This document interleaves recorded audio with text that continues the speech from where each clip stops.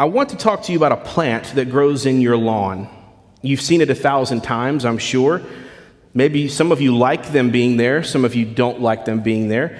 Some call it a wildflower, some call it a weed. It's from the genus Taraxacum. And there's multiple types of this common plant. The most common is its yellow form, and then later it takes on a white form. Kids love these. Some of you love them, honestly, and you like to make wishes using them. So what is this? The dandelion, that's right. No games today, no tricks. There are really two things when you see a dandelion that there is a compulsive need to do. First, you might pick it when it's in the white phase and try to blow the seeds everywhere, right? That's number one. They're like little parachutes, and they just kind of go all over the place. And there's just something cool about watching them catch the wind and take off, even out of your sight. Secondly, and probably more so if you're a boy, but we'll just say anybody could get joy out of this, is to kick that dandelion. Stomping mushrooms and kicking dandelions fills a boy's soul. It just feels empowering to do. That little dust cloud of seed goes all over the place. And as a child, you might think, as I did, and I'm sure many of you did, that you were eliminating the dandelions from your yard, right? You're getting rid of them by kicking them. But as you grow up, you learn the exact opposite is true. What happens when you blow or kick a dandelion to those little white parachutes? You are spreading the seed of the plant. You're helping the dandelion to grow new dandelions as they fly and eventually take root. Those little parachutes are not flower petals. They are seeds, and that's how the dandelion spreads. The ironic lesson that every child learns is that you thought that as you kicked that one dandelion, that one flower died. You didn't know that you may have inadvertently caused 10 new dandelions to be born. That's what I call, theologically, the dandelion effect. One day that'll be in a theology textbook. Not today, but one day.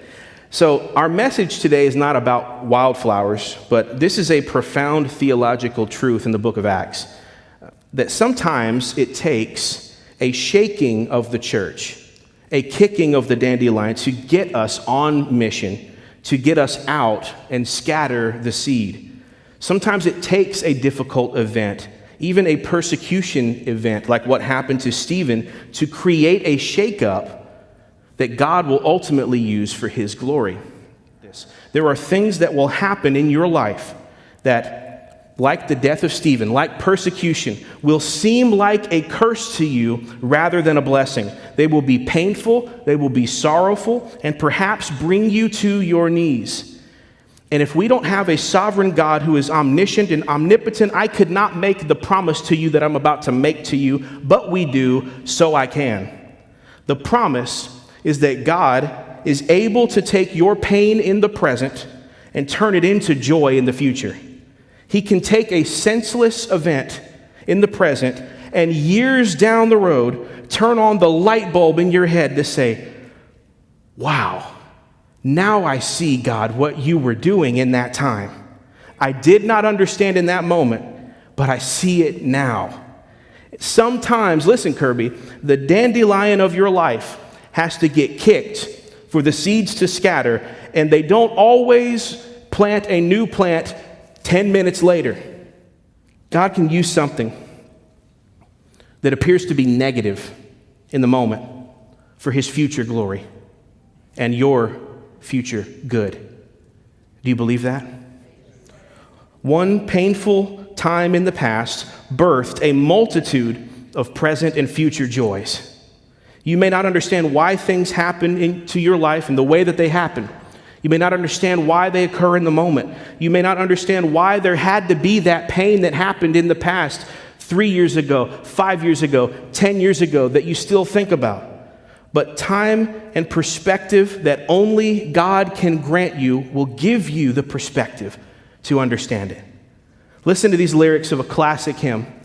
We are often tossed and driven on the restless sea of time. Somber skies and howling tempest oft succeed a bright sunshine. In that land of perfect day, when the mist has rolled away, we will understand it better by and by.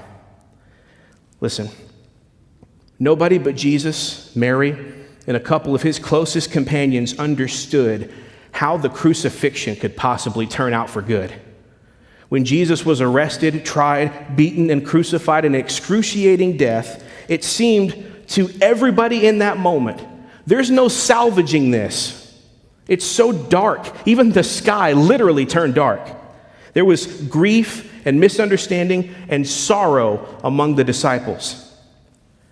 But after the resurrection, the mist of confusion had rolled away, and it was more clear to them then what God was doing before. And as the gospel was preached in Jerusalem, Judea, Samaria, the ends of the earth, it became even more clear that the dandelion had to be kicked and ultimately die before the seed of life could be scattered. The Son had to be pierced for my transgressions and crushed for my iniquity. This was the way that God was most glorified, and it was the way in his infinite wisdom that he chose to do it. So friends, listen, when the dandelion is kicked in your life, do not assume it is the end. God may have shaken you for the planting of new seeds that will be carried by the wind into a future harvest. And in time, we pray we will see those seeds bear fruit. So let us not grow weary in doing good, for in due season we will reap if we do not give up. Remain faithful in the meantime. Trust him when you don't understand, and believe by faith that you will understand it better by and by. Pray with me.